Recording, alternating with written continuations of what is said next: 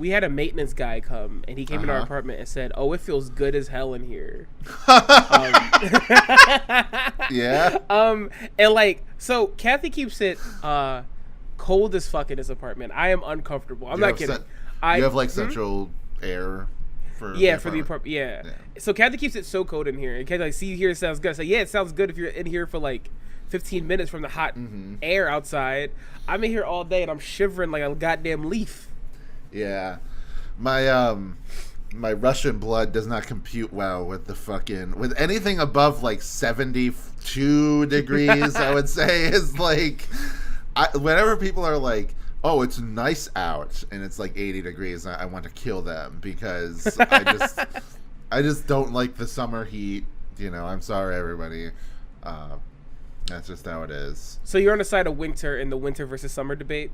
Oh, yeah, because at least with fucking winter, you can put on clothes to stop it from being cold. You know, that's fair. It's a lot easier to get warm than it is to get cold. Yeah. Yeah. And maybe because I'm a fat guy with a beard and a lot of body hair, I don't mind the cold. You love bacon and yeah, and I'm epic as fuck. You're epic. You're fucking You love big hamburger and bacon and I eat ramen out of my beard with with sriracha in it. Anyway, I think that's enough preamble. We can start.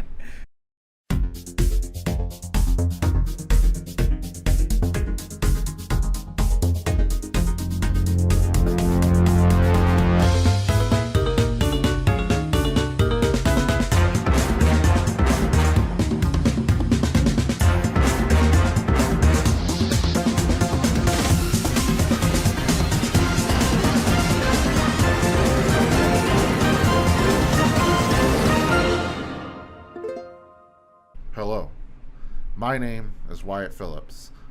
On this week's episode of Cartoon Buffoons, I'm, as I just said, Wyatt. Who is here with me today, as always?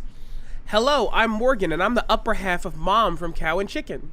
I remember as a kid being really fucked up whenever they showed that they didn't have. Yeah, they're just legs. It's terrifying. I was like, what the fuck? Like, that gave me nightmares as a kid. And then in Dragon Ball Z, when Goku uses the Kamehameha and blows off Cell's top half, I was like, it's just like Cow and Chicken. And it gave me, super nightmares. I always liked the way he bulged, like, when he was growing back after that happened. That was hot as fuck. It was super hot. Yeah, it was sexy. I want to... Anyway, this is a weird way to start off this Pera Talks With You episode. Not a cartoon, but... Not a cartoon. It aired on Cartoon Network. It was done by Cartoon Network Studios, all the same. It's... I don't know what to tell you. It was the live-action division. We've already done one live-action thing for Cartoon Network Studios, being Out of Jimmy's Head. And then now we are doing this... William Street goes along with what we said no matter what. So yeah. Absolutely. But Morgan, I want to ask, because I'm the one who chose this episode, so I had no idea if you had any history with this show. So I'll ask now, what is your history with the show? So my history with Pera Talks With You is that I got into it so there's a time where I was living with Kathy, and then I decided to go back to Philly to like do some work with my mom, get some money up, stuff like that. Right. And when I was down there, I was just watching stuff, and I was like watching Adult Swim, and then I came across an episode of the show, and it was so strange, and not strange in a normal Adult Swim strange kind of way, but like strange in a different way. Do you remember what episode? I watched. I think it might have been the first one. I think it might have just been like another rerun of the first one, like the Rock episode. Yeah, cool. And I'm like, okay, what the fuck is this? And I then went on my way to watch like as much as I could until and then wait for the new season to start. And I remember getting like kind of emotional about like some of this stuff. Like it was so like different and like fun and interesting and weird. I remember my mom like, what the fuck is what are you watching? I'm like, just watching a guy. Yeah. And after that, I like came back and then I started watching more of that show. Kathy does not vibe with it, which is totally fair. It's a weird show. Yeah. And I now have come from like, oh, this is a cool thing, to I think every so often I'm going to need to rewatch this show to recenter my entire life. Like, no joke. Like, it just means so much to me from like a standpoint of like being an adult and being weird.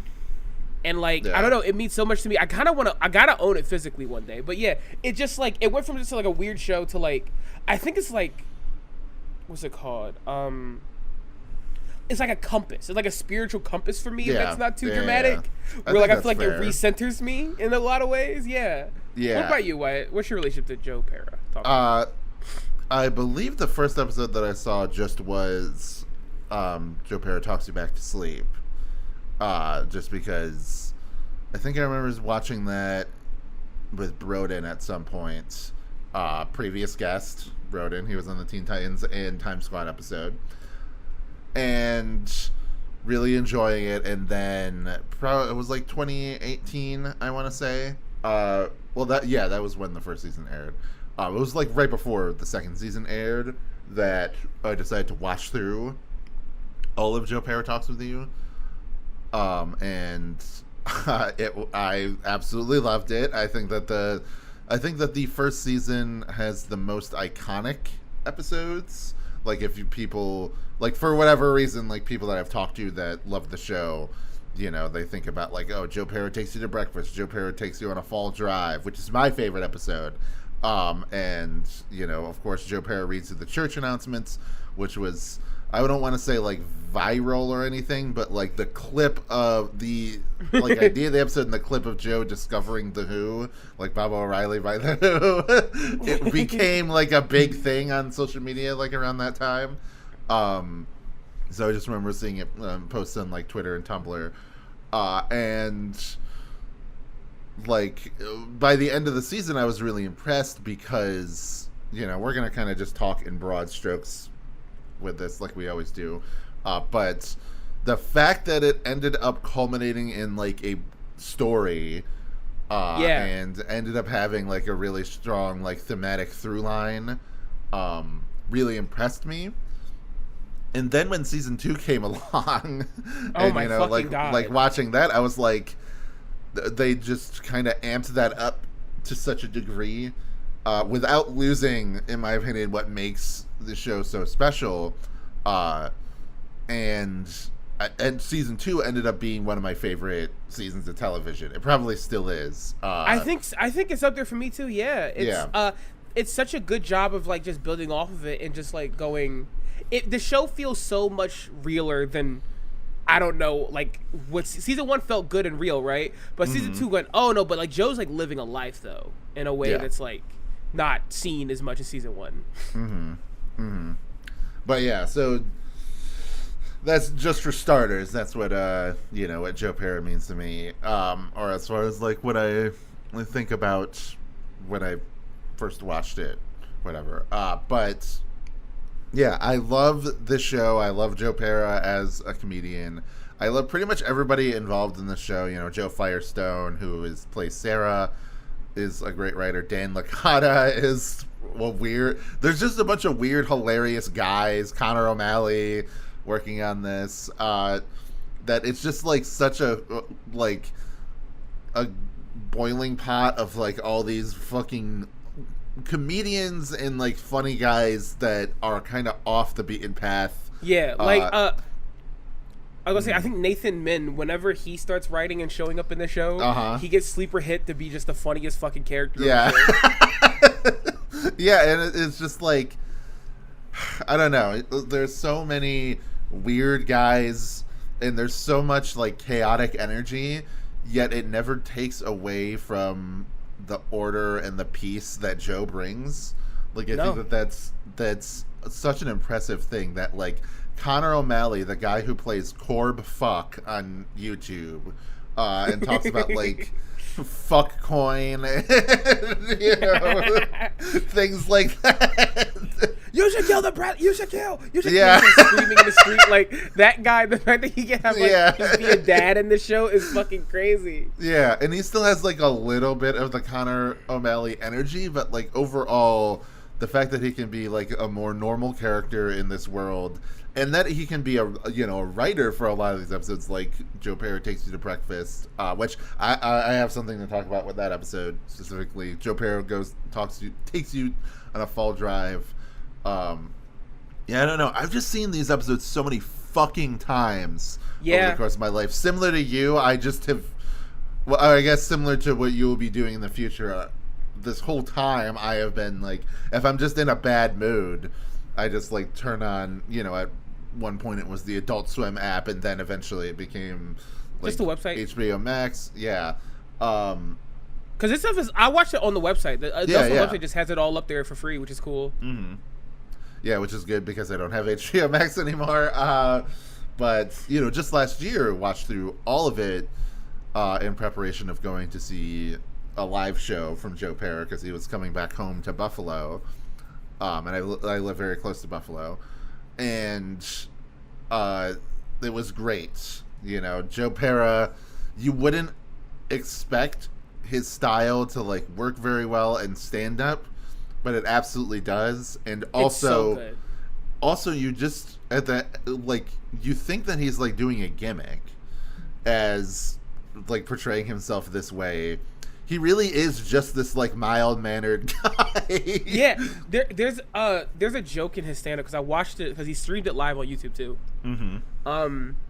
The joke of I have the kind of face of a man whose wife dies young, and he goes like, all women, please stay away from me. He says, I don't want to go through it, and I have to raise my daughter who sees the sadness in my eyes. Mm-hmm. I make her a ham steak, sausage, eggs, pancakes. My titan of a daughter. Yeah. Carry me alone. It's just such a funny fucking joke. He's so strange, man. Yeah, to be fair, I was very drunk when I saw the comedy show because I was double fisting gin and tonics. But it was very funny. It was very engaging, and getting to talk to him afterward and say, where's season 4? And then he said, that's not happening. And I was like, okay, that's fine. But it's not fine, but tears in my eyes. That's okay. I can accept it. Yeah.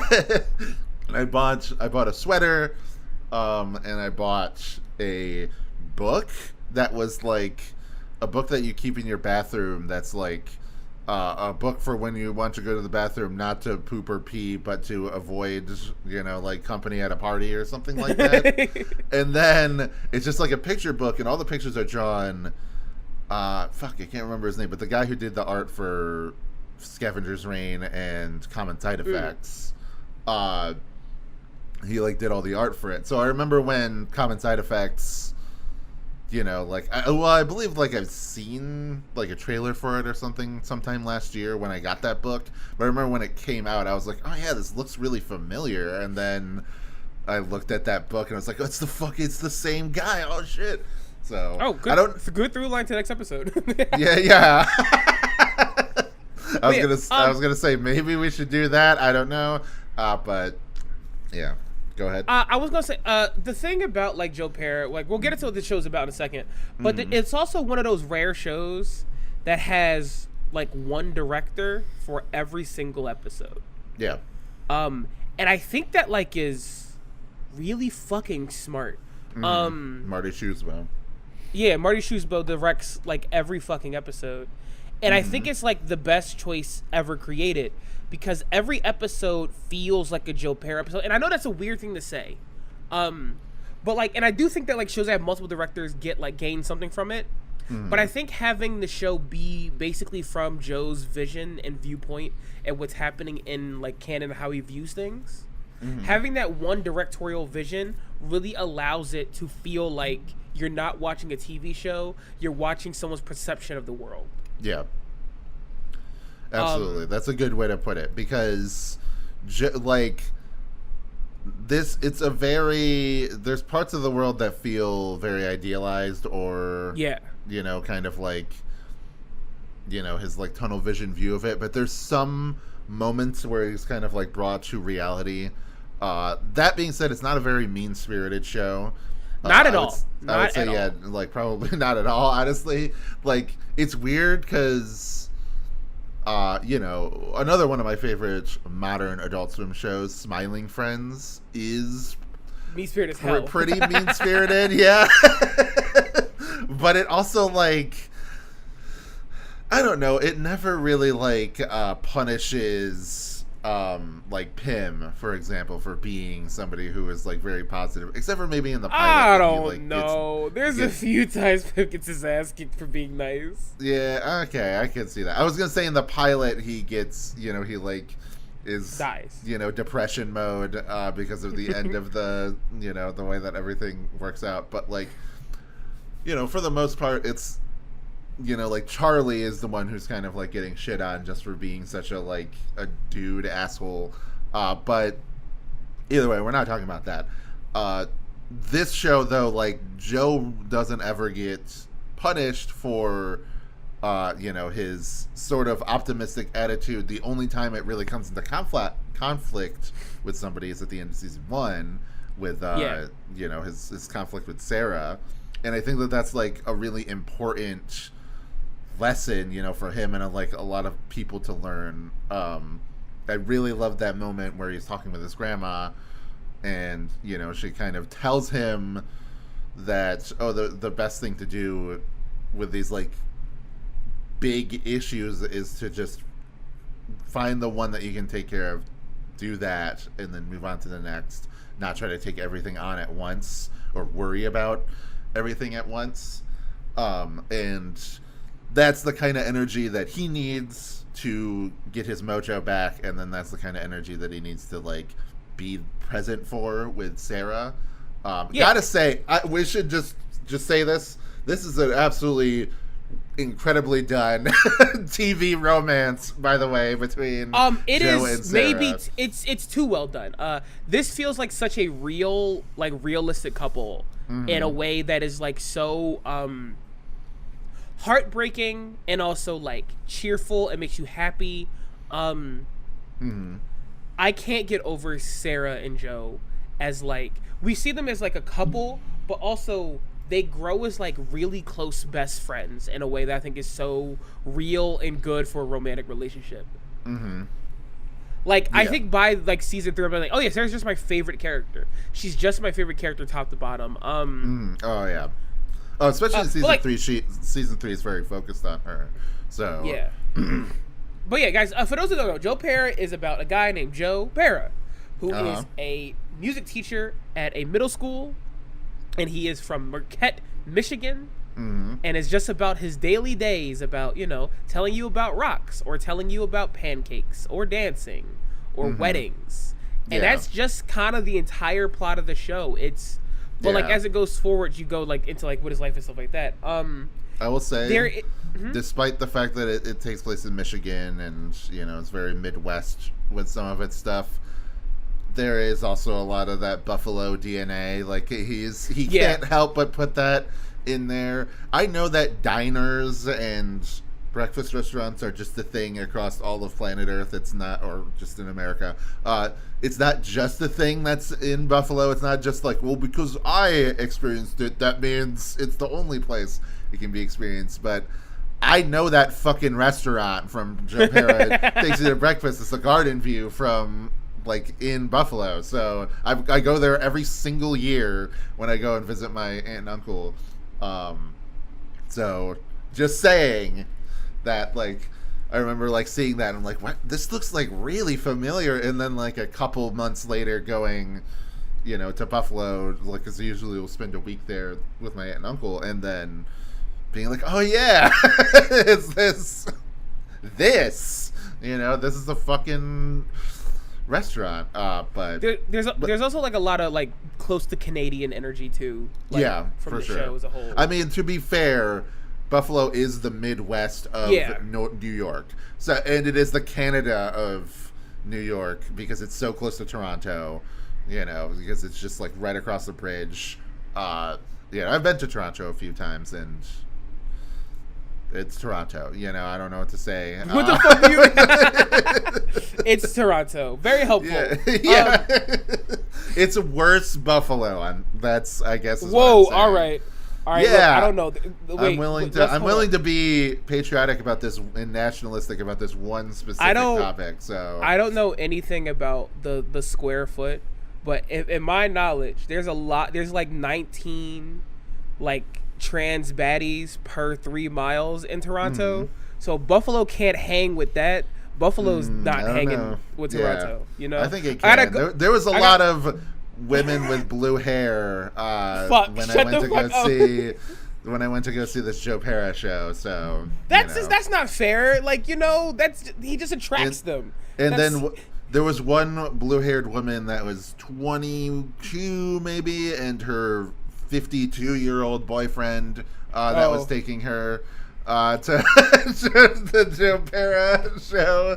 That's the Buffalo experience. It feels like, okay, yeah. But no, you can't like judge a Joe Pera show. He's like a reverse chaser. Evil thing I just said. But like, but like we have a supporting cast, which is it's him.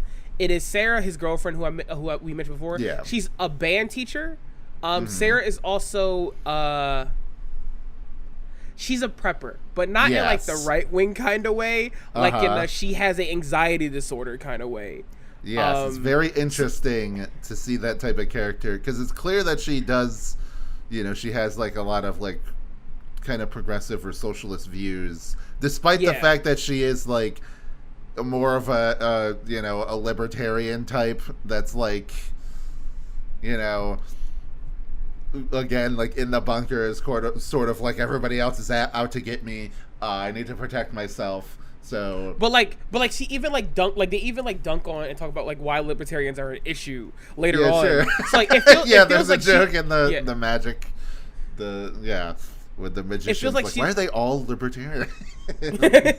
Like as someone who like has an anxiety disorder, it feels like she's just scared constantly, and I understand that. I have some irrational fears that come up, and she just kind of like needs this stuff to feel like if she doesn't have her basement, she can't get through the day.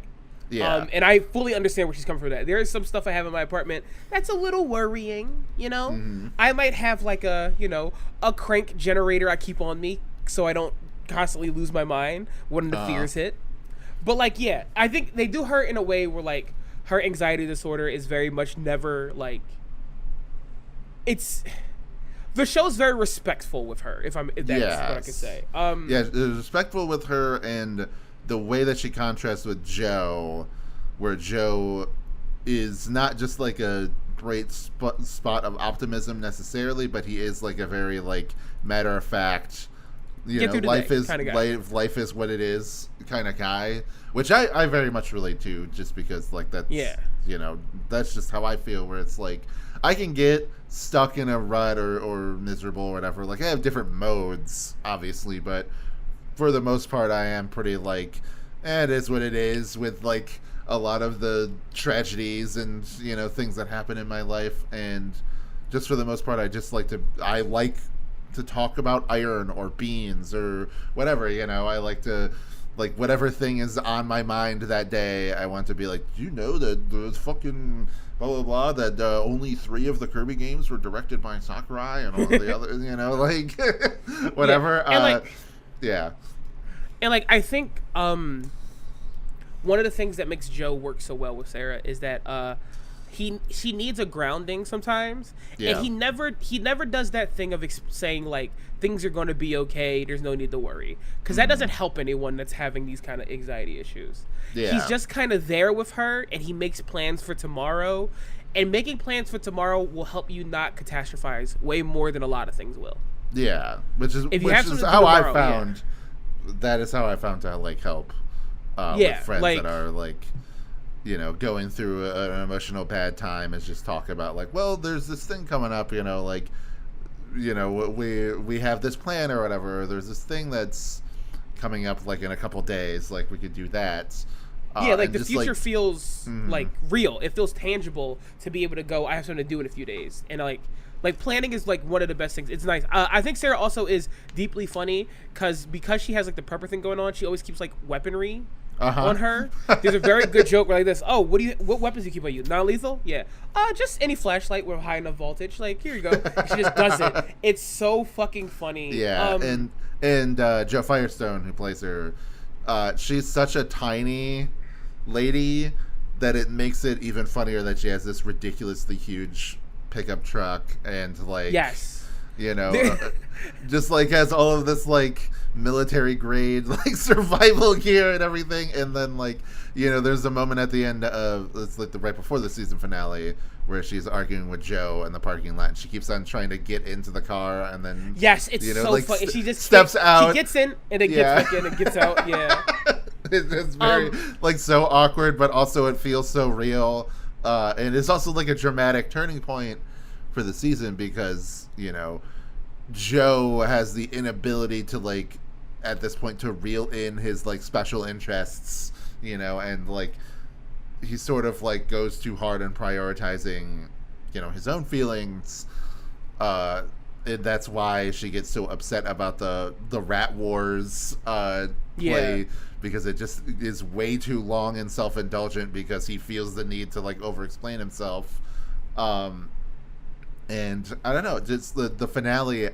I love, you know, that season finale. It's the first like double-length episode, and the like basically from the point where like he goes to her bunker, like for the rest of the episode is just like it's so incredible. It's dare I say beautiful, you know, just to see like their interactions and everything. But I will say, before we move on to like season 2, that I mentioned it before, Fall Drive, that's my favorite episode. That episode makes me cry every fucking time I watch it. But just seeing him throw a pumpkin into the river for some reason, like that ritual, and just the idea of like creating something and you put a part of your soul into the thing that you create, so therefore it's alive and deserves to be put to rest, just like any person would. And like that's, you know, he figures out why jack-o'-lanterns scare him so goddamn much, is because to create something is to imbue it with life and to give, you know, and I don't know, it's just there's something so like weird and emotional about like him taking something as simple as that so seriously, but then you're like you go with it, like you just kind of roll with it. As long as you're willing to roll with it, it becomes like very emotional and satisfying. That's a lot of the show. If you're willing to like meet Joe at his level, no matter what that is, you get so much more out of it. And I think that's why like some people have an issue with like getting into it. And it's hard. Like this show is purely earnest. Like you gotta meet it at an earnest level. Like if you come to this show and you're here to laugh at Joe and not with him when he does things, you won't get shit out of it. You won't get anything out of this fucking show. And I think that's why like so much of it works. I think like I guess I was going through the characters, but like I think you see other characters he meets and talks to. And as they start to meet Joe at his level, they get more out of it. Like I think the Melskys is a great example of this. Yeah, for sure. Especially like Sue Melsky, who at first seems like, okay, who is this weird guy, but then has like a few moments of like really connecting with him. And then like of course Mike Melsky, he like he has his like breakup arc during the second season, and then it's like I think that's resolved very well in the fact that it's like I don't know, he he is kind of like a shitty husband or whatever, but like he's not a terrible person. He's just kind of annoying and like inconsiderate. He's that guy that gets like this literally happens in the show too. He gets like a DUI every other month. But he's not like a bad guy. Like he doesn't hurt anyone with his DUI. He's just like a shithead at 3 o'clock in the morning on an empty street who shouldn't be driving and drunk. And he eats rotisserie chickens while in the shower because he needs to like, you know, maximize his time efficiency because of Joe Rogan. Also, he like my favorite joke of his is when they talk to him about like separation. He like this, yeah, we haven't boned since breakfast yesterday. And I'm like just get a and like, oh, I should get a divorce. I'm not getting a divorce. The Pope won't let me. The Pope won't let me get a divorce. And he's just, it's so fucking funny. Like, like as much as quiet as the show is, Mike will take the quiet and get rid of it, and it's some of my favorite moments. Sue, I think, is great because you mentioned like she's like a little like, oh, who's this weirdo? But Sue, like, I would say is the closest outside of Joe's immediate circle to being like a friend of his. Yeah.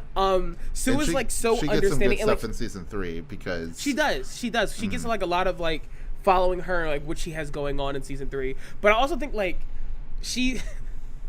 It's funny. We get to the point where she trusts her kids with Joe far more than she does with her husband and their father. And I think it's really funny. Like she's quick to go, yeah, just go over and hang out with Joe, or like just take, or they'll take care of Joe's dog. It's great. I think some of my favorite moments is her like smiling and having a normal conversation with Joe throughout the show. It's like I just love Sue so much, and I love her and Sarah's friendship that blossoms in season 3. For sure. And like all the middle-aged women drunk circle. My absolute favorite character is Gene. Gene is the best television character. He is like, listen, if you don't know a particularly like funny and a little bit strange old black man, everyone, you need to. I know like 3 Genes in my life, and they all kick ass. Like, he's just such a real guy. He feels like I feel like to the point where like his acting isn't great, but it doesn't matter because he's just a real guy, you know. Because that's how like a real old guy, you know, but like inflects, and you're like, why are you inflecting like a 40s action star? Like, but no, that's just how he talks. And you know, he gets some good stuff, especially in season 2 with his children. But I do want to give a special shout out to the episode about Lulu that's in season 2. Joe Pera gives you piano lessons. Because that really blew me away because it was focusing on like a side character like Lulu, who is his wife. And it's so like the end. That's another episode that just ends and I'm just crying because of like how much the idea that like there's this hard ass wife who is kind of like rolling her eyes at the antics between Gene and her Joe. Husband. Yeah. And you know, she's so like kind of emotionally closed off, but as soon as Joe comes into her life and then starts to like work his magic in a way without being like too intrusive or pushy, you know, and asked her about, well, you want to play a song for him? Well, what's a song that like means a lot to you? And then she remembers like a song that played when they first met, and wants to learn to play that. And then like getting like playing that at the end of the episode, like at the garden party, while everybody, you know, is like singing along to it, is just like one of those beautiful moments of television. And like I said, it's one of those things where like I can't think about it too hard without getting emotional, you know, because it's not like super melodramatic or anything. It's just like it's just like real. Like I think also Lulu, the actress for Lulu, she is like in The Bear and other shows. Like she does like a lot of bit role, like acting and stuff like that. She's really good. She has some of my favorite delivery. There's a good joke in the breakfast episode. We're like, hey Gene, and Gene's like, oh, here's my breakfast squad. Where's your wives? Oh, Lulu and them over there. And Joe goes, hi Lulu, and Lulu, hi Joe. And Joe starts walking forward. She's like, Joe, do not come over here. and just holds her hand up, and he like, okay, and stays talking to Gene. And I don't know why it's so fucking funny to me. And Gene's like, yes, each breakfast group has a very close and delicate dynamic. And Lulu's like, Joe, I love you. I don't want to deal with that right now. I'm eating breakfast. And it's one of my favorite deliveries in the show. This show has like some of the best old person casting on earth. I think every old actor in this show is the funniest motherfucker on earth whenever they're in a scene. All of Gene's breakfast crew is good. Like each one of them is like a very specific kind of old guy.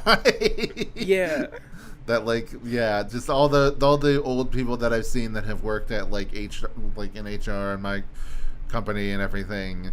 I think I think the only other I'm trying to think of like any other character, because there's like we mentioned Nathan Min a bit because him being like the weird teacher.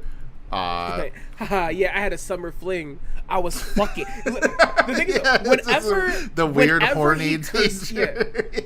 Whenever he curses or talks about having sex, it is like shocking because Joe never does it in like a few rare times. So whenever like he's in a scene and he curses, I go, oh. I'm like, Yeah. wait, I forgot this is that kind of show. Like, it's so funny. Like, oh yeah, this is Adult Swim.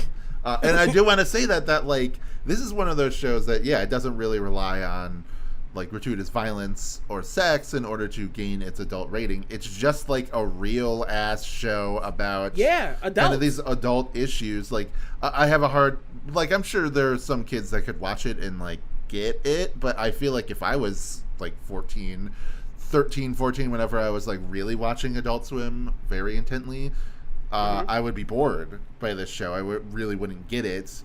And that's not to say that to talk about the quality, obviously it's one of my favorite shows ever, but like it's just like the way, like there are some things and topics and stories that are kind of like you do need to be at a certain maturity level in order to for this to really resonate with you. This show also gets better the older. Like watching this show at 30, crazy better. I feel that too. Every single time I watch it, I feel like not only do I see new stuff, but I feel like I connect with it more and more. Especially because, like as my bald spot grows bigger and bigger, and seeing Joe Pera with his, and I'm like, you know what, it's gonna be okay. Yeah. I think there's. I talked about this a little bit, and I do want to get to the show proper. Oh, we all forgot about Nana Pera, who is Joe Pera's grandmother, who is important to the show in a lot of ways. Yes. Like a lot of ways. She's also very funny and reminiscent of what I remember my grandma being like. My grandma has flaws. That's just how people are. But I remember her so vividly never judging and always attempting to understand the weird shit about me. Joe Pera had me thinking about one of my favorite stories of my grandmother is I was playing L.A. Noire when it came out. And she didn't get it, but until she sat down and she watched it, and then she started going, oh, like this is like, okay, I remember like reading books like this. I was like alive during it. It's like, oh, that's cool. And I remember vividly the funniest thing she ever said to me was I stopped playing for her. Like, oh yeah, we'll do this too tomorrow. I even started playing it only when she's in the room with me. That was how sweet it was. Cool. And she told me, yeah, that game's really good. I don't think it's racist enough. And it was maybe the funniest fucking thing she ever said to me. And she's right. She is right. But like, I'm like, fuck. I don't know. There's something about this show and also that reminds me that like it's really easy to forget that old people have lived an entire life with levels to it. And experienced things. And like even if you think like, oh, this old person won't understand this, you gotta give them more fucking credit. People have been alive for a long time. Things are different, but they're never that different. I thought about that with like my grandma. I have, obviously everybody has two grandmas, or most people do, but like on my mom's side, Russian Jew, emigrated over, after the USSR and everything. I just think about like, man, what a life.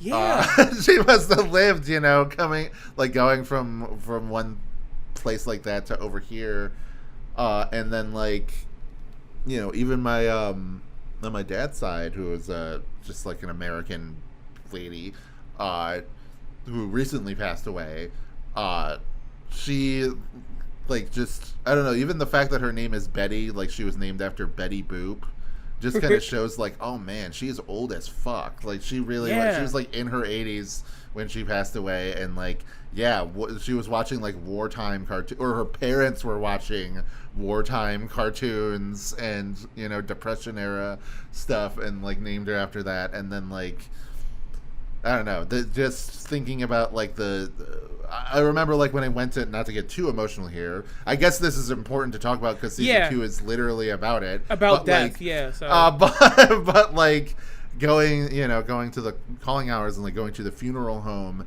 and they have all of the pictures of the person's life that they could find like set up in these like dioramas, and just seeing the whole life of this person, from childhood to adulthood to old age, it's like, to me that's like more beautiful and more emotional than even getting the news that they died. Like I was sort of like, I was sad and bummed out, but I wasn't like crying or anything. But as soon as you get there and you start to see that, that's when it hit. Like it like really hits, and you start to realize like this was like she lived a real life, and you know, all of this stuff. Like, I can't imagine all of the emotions that were kind of going through her. And I don't know, I think Joe Pera does a really good job capturing that feeling, because I know I like returned to that episode after that point, which was just a couple of months ago, and I just felt so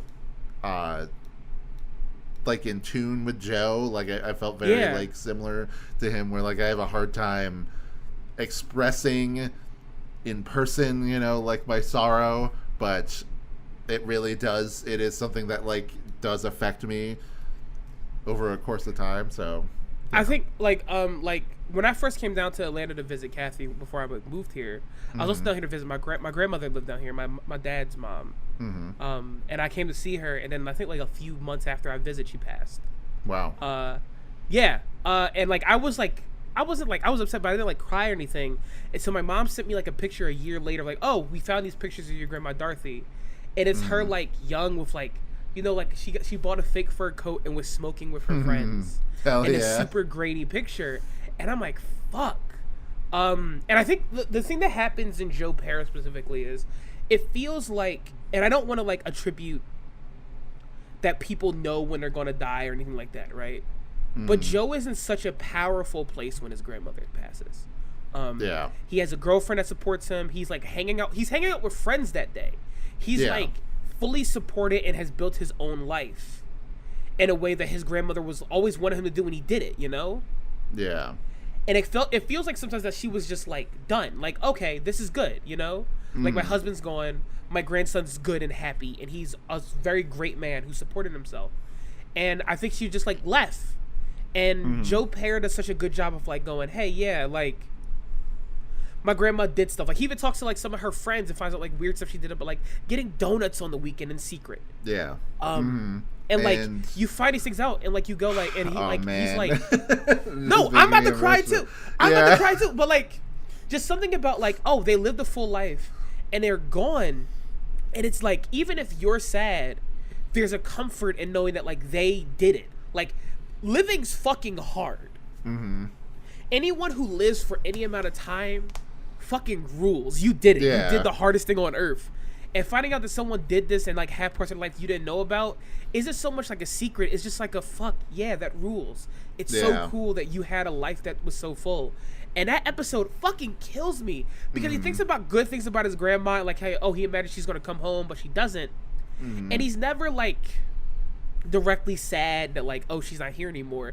It's more so he's sad that like he can't be around her. It's a selfish kind of sadness that's not bad, you know? It's not bad to selfishly miss somebody. And, oh, that episode fucking killed me, man. Fuck. And talking about it, like, he's just bringing up the donut thing. The fact that, you know, like, he wrote this very elaborate, beautiful obituary, but then as it's printed in the newspaper, it's just, she loved donuts. And then that's it. And then you can think of that as like, oh, that's a joke. It kind of undercuts the emotionality or whatever. But to me, it's way more impactful because, like, it seems like a stupid thing to sum up somebody's life that simply. But because that act represented so much about her inner depth and, like, who she was, it can be summed up in that way. And, like, even Joe is able to, you know, understand just by like hearing it that's, you know, like the perfect summation of her life. And then like right after that episode is another one of my favorites. Joe Pera shows you how to do good fashion, about like Gene and his children. Before we get to that, there is one last line from the grandma episode I wanted to talk about. It is so simple and succinct. And I think the first time like I like watched the episode and heard it, I was like, oh, okay, I have to lay down. It was just Joe like going over like the obituary and stuff like that, and he just simply says like, nothing special, you're gone, and that matters, or along those lines. And I think about that every fucking day. like you don't need to have like these great things you did or anything for your death to matter. You're gone, and that means something. And I'm like, fuck, dude. Okay, Yeah, shit. there's yeah, always the only other thing about that episode that I want to bring up is I really love like the scene of Mike Melsky coming over and sort of like lightly razzing on Joe without like it's one of the few times where he like really holds back and isn't like a huge dick about something, or, like maybe not a huge dick, but he isn't like a crazy psycho, a ball buster. like he is. You know, he's just coming over and like teasing him. You know, the 1, 2, 3, 4 cup man or whatever. And like that's just such a sweet moment of like, yeah, he's a real guy. He can be a real character. He's not just like a cartoon character. And like he's friends with Joe, so he just wants to like come over and make him feel better just for this moment. And I don't know. That is just so nice. The only thing I was gonna say with the fashion show episode is that it's another one that like just that the ending sequence of that gets me very, very emotional. Me too. Emotional. And just in general, like I love seeing like Gene's sons are very like interesting characters as like, you know, fashion designers. Yeah, like in that, I don't know, like I'm somebody who's not very fashionable myself, but I always love seeing like fashion taken very seriously in media for whatever reason. I think it's why Rarity is my favorite character in My Little Pony. I don't know, and I always get like excited about like runway battles and things like that. Like that, there's an episode of OKKO that's like a Rad and what's his name, the handsome robot brother. Fuck, why is his name leaving me? Raymond. Doing you know, they do like a runway battle, and I'm like, this is the best fucking episode of the show. I'm just getting excited about that. We'll talk about OKKO in a few years probably. But yeah, I just love that episode. It made me want to get a delicious mouth-watering butter burger. It's also like a great episode to like expand Gene's relationship with his kids, and it's also nice because like you always see like Joe. It's almost surprising to find out Gene has 2 adult sons. Yeah, because Joe is so much his pseudo child in a lot of ways. Yeah, like it's kind of interesting to see it. Like they all seem to know Joe pretty well too. So like that's like probably a thing they grew up with in a lot of ways. And like it's nice that he goes like, yeah, I guess I kind of missed out on raising them because he worked on a fucking tanker, which is insane, cool in the middle of the water. It's scary as fuck. But yeah, like I guess I missed out on it because like I was always busy working. And now that I'm like retired, they're too busy to hang out with me. And then you see their collection, and it's based around that kind of fashion of like tanker and like oil workers. Yeah. And you go, wait, no, it's not too important. Like they remember that and they care about you. And I don't know. There's like this thing that I think is like the overarching plot of Joe Pera in a lot of ways, which is being weird and being off-putting doesn't mean you don't deserve things. Joe is weird, Gene is weird, Sarah's weird, but like people love them. People that get to know them that are worth knowing love them and love to be around them. And I think like I don't know, it's really easy to get in your own head about like how much you suck and how weird you are. Yeah. You know? But like that doesn't mean you don't deserve like to be cared about and like have people be kind to you. Anyone who's not kind to you because you're a fucking weirdo, fuck them. Yeah. And it's so nice that like Joe like has a support system. He's someone else's support system, and like he has so many friends. Like it makes in season 1 it makes me feel like he has like only Gene, you know, like Gene and the old guys.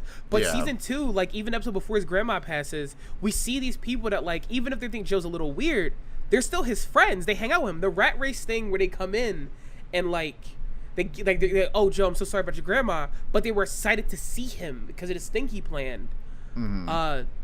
I don't know. There's like something, and here I'm going to go with my little thesis. There's something inherently like so progressive, and I'm glad he like gives it straight up words in season 3 about the idea of the show, which is you don't have to understand anyone to fucking respect them and love them. Yeah. and it's so good. It's so like, and I hate to use the wholesome word. Sure, yeah, no, but it's a wholesome fucking show about it. Like, yeah, that's like I think it earns. Like. I think it earns being wholesome because it's not just feel good times the whole time. No. Even though like most of the episodes do make you feel really good, there is still conflict in them, especially in like season 2 and 3. Yeah, I say the writing gets a lot more like complex without losing that essential element there.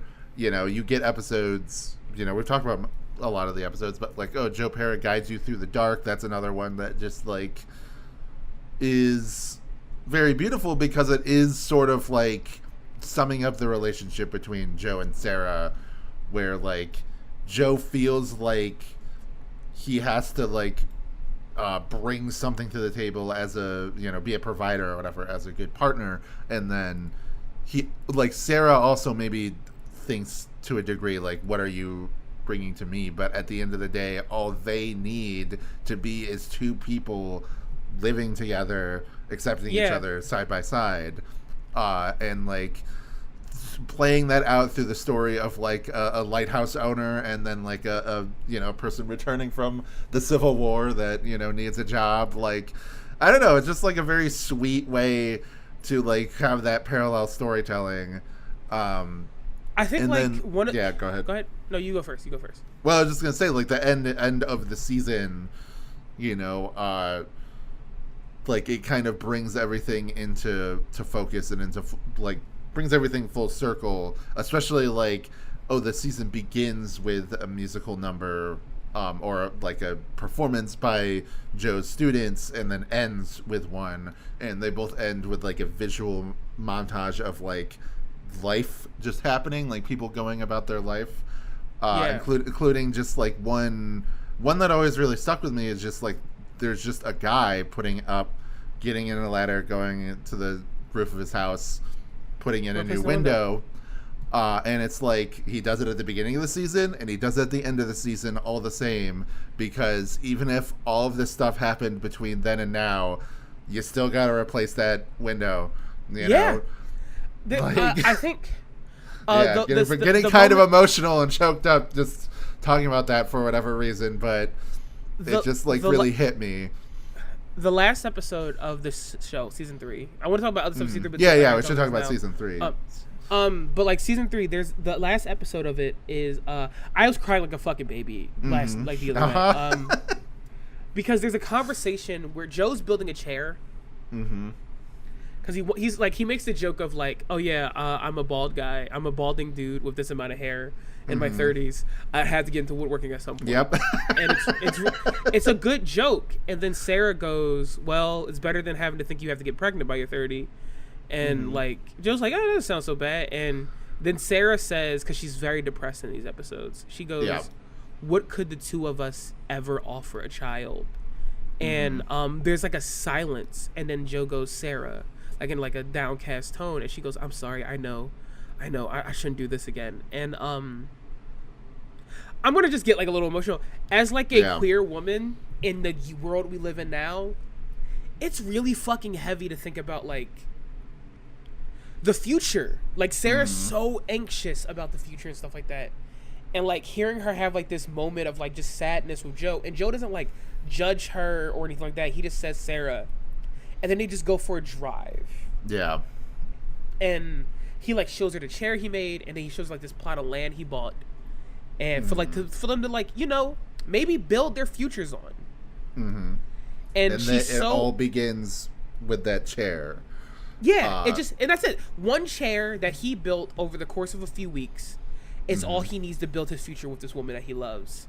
And like, even if like she thinks like they're not mentally sound enough to have kids, or like there's no good future for her because she doesn't know what the world's gonna look like, having like someone who is like Joe, who's like, well, when it happens and I'm there, it's crazy. And it made me so emotional.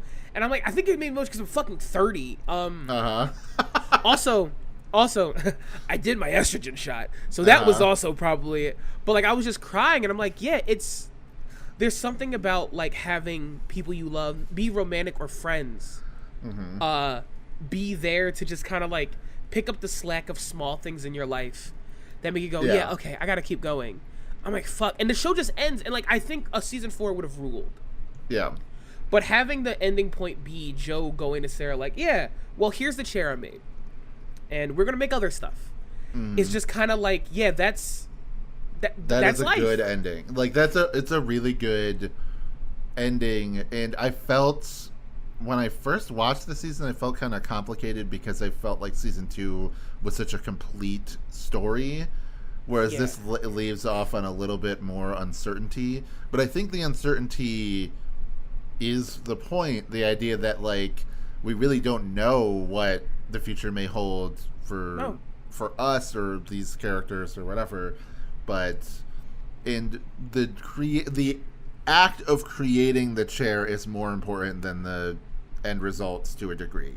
The act of going through methodically, like trimming the wood and carving it into shape and polishing it and gluing it together, all of that is more important, like that process and being able to do it and being able to like try. I remember when I rewatched this season last year that it really affected me to the point where I decided immediately, like this was in like May or whatever when I watched through the season, because it was right before that comedy show, which was at the beginning of June, that I was like, you know what? I'm going to take my illegally downloaded copy of Toon Boom Storyboard Pro, and I'm going to just screw around with it. Let's just actually try to like do this thing that I've always wanted to do. And I did a little bit of that last year, and you've been doing more of it. It's been going really fucking good. I just say like, I picked it back up this year, after like taking a break from that, and it's all because of Joe Pera. Like genuinely, it's because of that episode of Joe Pera. I started drawing not that long ago when I think I was watching this show, like season 2, when I started drawing. I've been drawing for like maybe 5 years now, like not even that long. And like I've come a long way because like, even if you're not good at it, like I know it's hard, but like tomorrow's going to come.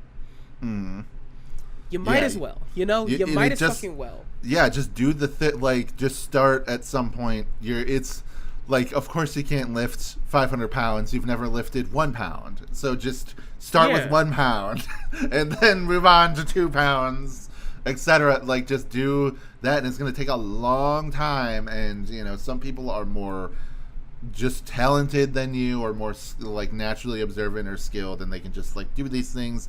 Maybe they have professional training, whatever. But like the goal shouldn't necessarily be to be like, oh, I got to get to the absolute pinnacle of my field and I got to like make the most money and be the most famous. Like the act of creating that chair, is just like that in and of itself is worth it. And, in the context of Joe Pera, like the idea of, he buys this plot of land out of this act of wanting to give Sarah this peace of mind and, give her somewhere that she feels safe that isn't trapped inside of a prison. Underground, because during season 3 she starts to realize how fleeting the idea of her bunker is, that she starts to like lose faith in it, and she loses a lot of her grounding emotionally. And she feels like she also starts feeling it's like not healthy. Like she wants to she tells Joe in private, I want to have friends. I want to like live. And it's like really hard for her, and I respect her for doing it. But yeah, that plot of land is like a home they could make one day and a place she could be comfortable. And just like, I don't know, the visual image of him slowly opening the trunk and taking out the chair and putting it on the plot of land and sitting down is so good, because like that's a home. Like you gotta start somewhere. This show's too fucking good.